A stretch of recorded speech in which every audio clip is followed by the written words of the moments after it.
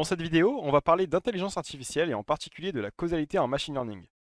Cette vidéo a été réalisée par les étudiants de l'école centrale de Lyon dans le cadre d'un projet en collaboration avec Orange Innovation. Tout d'abord, de quoi parle-t-on lorsqu'on évoque l'intelligence artificielle? Le concept nous est devenu familier et pourtant il n'est pas toujours bien compris. Très clairement, l'intelligence artificielle ou IA désigne la possibilité pour une machine de reproduire des comportements liés aux humains comme le raisonnement, la planification ou encore la créativité. Pour cela, elle s'appuie sur un ensemble de techniques et de théories mathématiques qui s'inspirent des réseaux de neurones du cerveau humain. L'IA nécessite donc d'importantes bases de données servant de base aux conclusions des machines. Par ailleurs, on peut distinguer deux types d'IA, l'IA faible et l'IA forte. L'IA faible est la plus commune des deux. C'est une intelligence assez limitée, elle ne dispose pas d'autonomie ni même de la profondeur de raisonnement d'un être humain. Elle assure plutôt l'exécution de tâches spécifiques. Par exemple, on peut la retrouver dans le fonctionnement des réseaux sociaux, notamment en ce qui concerne la modération sur YouTube ou encore la suppression de commentaires sur Instagram.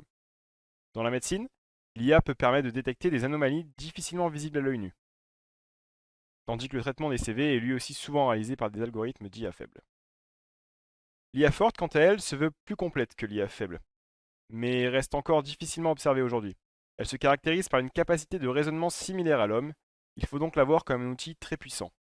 Les voitures autonomes, par exemple, en cours de développement, sont un cas classique d'usage d'IA forte. Toutefois, l'IA n'est pas exempte d'enjeux et problèmes. Elle est justement source de débat quant à son utilisation et sa fiabilité, et pose des débats éthiques importants.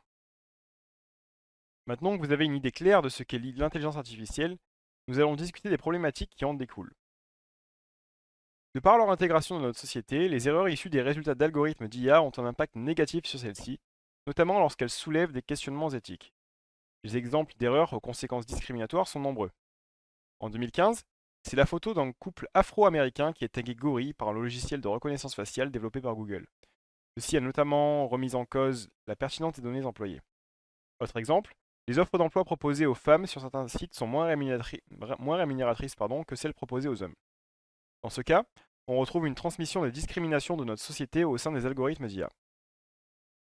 Si on parle maintenant des problématiques techniques actuelles de l'IA, on a d'abord l'adaptabilité ou encore la robustesse. Les systèmes actuels n'ont pas la capacité de reconnaître ou de réagir à de nouvelles circonstances pour lesquelles ils n'ont pas été spécifiquement programmés. Deuxièmement, l'explicabilité. Les modèles de machine learning restent pour la plupart des boîtes noires, incapables d'expliquer les raisons de leurs prédictions ou recommandations. Enfin, et c'est le problème qui nous intéresse particulièrement ici, les liens de cause à effet. L'intelligence artificielle est en fait incapable de les comprendre. Il est donc nécessaire d'introduire de la causalité dans nos algorithmes de machine learning et de ne plus se contenter d'une analyse par corrélation, association, comme c'est le cas aujourd'hui. Et oui, malgré le buzz de l'IA, elle ne réfléchit pas encore toute seule. Pour tenter de comprendre la différence entre corrélation et causalité, prenons l'exemple de l'incendie. Une analyse par corrélation nous dirait qu'effectivement, lorsqu'il y a un feu, il y a souvent de la fumée et vice-versa. Lorsqu'il y a de la fumée, il y a souvent du feu. En fait, une analyse par corrélation nous indique que les deux événements sont associés mais ne donne aucune information sur la nature de la relation, alors qu'à l'inverse, une analyse causale permet non seulement de constater que le feu est souvent associé à la fumée, mais aussi et surtout d'indiquer quel rapport ont les deux événements. Si c'est le feu qui provoque la fumée ou la fumée qui provoque le feu, évidemment ici, c'est le feu qui provoque la fumée. On peut alors se demander dans quelle mesure la causalité est-elle au service de l'éthique. L'analyse causale a plusieurs intérêts. Par définition, elle cherche à remonter aux causes d'un événement et ne se contente pas de faire une simple association. Et donc elle permet d'éviter les biais dus à la corrélation et d'avoir des résultats plus justes. On remarquera aussi qu'en ayant des relations de cause à effet, on peut restreindre le nombre de données récoltées et donc dépenser moins d'énergie et de temps de calcul. À partir d'un modèle et de données, on peut se poser plusieurs types de questions qui nécessitent des outils mathématiques complexes, différents, et qui intègrent plus ou moins le concept de causalité. On distingue trois niveaux. Premièrement, le niveau d'association. Le niveau invoque des relations purement statistiques définies par les données et il est représenté par des simples probabilités conditionnelles. Il sert à répondre à une question du type qu'est-ce qu'un symptôme nous dit au sujet d'une maladie.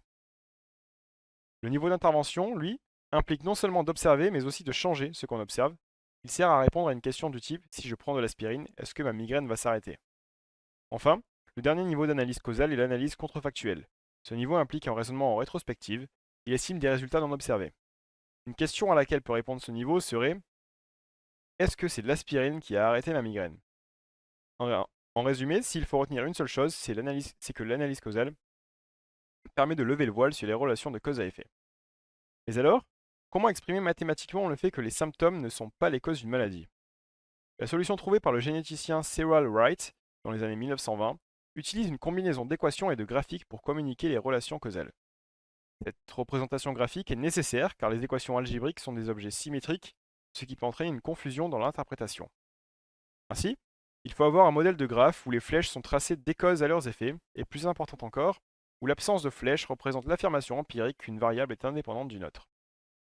Pour illustrer la notion de causalité sur un cas pratique, nous avons sélectionné une base de données sur laquelle nous avons tenté d'identifier les relations de cause à effet entre certaines variables. Présentons d'abord notre base de données. Elle est connue sous le nom de adulte, et elle répertorie plus de 30 000 personnes sous les attributs suivants: l'âge, le niveau d'éducation, le sexe, les origines ethniques, le pays d'origine, le statut conjugal, et indique si le salaire de ces personnes est supérieur ou inférieur à 50 000 $.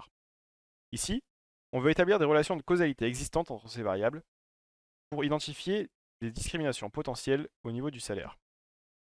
Pour cela, on identifie d'abord les variables de confusion, si elles existent, qui sont, comme leur nom l'indique, des variables de notre base de données qui peuvent perturber nos résultats et donner des mauvaises relations de causalité. Dans notre cas d'étude, l'âge apparaît comme une variable de confusion puisque pour comparer les personnes de notre base de données, il faut qu'elles aient sensiblement le même âge, au risque de ne pas pouvoir conclure sur l'effet causal d'autres variables. Par la suite, il importe de définir la variable de sortie, qui est celle sur laquelle on évalue l'effet. Dans notre cas, c'est le salaire. Enfin, on identifie les variables dont on veut évaluer l'effet. Ici, c'est en particulier le sexe et l'origine ethnique de la personne. Ces variables étant choisies, on peut maintenant les traiter. Pour cela, on a utilisé les librairies DoY et EconML, qui sont interconnectées et permettent de quantifier les effets causaux entre les variables sélectionnées. Ceci ayant été fait, l'étude donne les résultats suivants. D'une part, le fait d'être une femme diminue de 17% les chances d'avoir un salaire supérieur à 50 000 $ par an. D'autre part, le fait d'être caucasien augmente de 10% les chances d'avoir un salaire supérieur à 50 000 $ par an. Sur l'histogramme joint ici, on voit la distribution des chances d'avoir un salaire supérieur à 50 000 $ pour un caucasien, et on remarque ainsi que la distribution ressemble à une cloche dont la moyenne est autour de plus 10%. Le lien de causalité est donc bien identifié. L'intérêt de cette étude est en fait de pouvoir mieux calibrer ainsi nos algorithmes de prédiction après avoir identifié certains liens de causalité, et donc in fine de limiter les discriminations éventuelles. Pour conclure, si vous avez 3 choses à retenir, ce sont d'abord que l'intelligence artificielle actuelle s'appuie essentiellement sur l'étude des corrélations, ce qui pose de nombreux problèmes, notamment dans la reproduction de discriminations existantes. Ensuite, l'analyse causale apparaît comme une nouvelle approche plus complexe mais indispensable pour identifier des liens de cause à effet et ainsi limiter les problèmes éthiques rencontrés avec l'analyse par corrélation.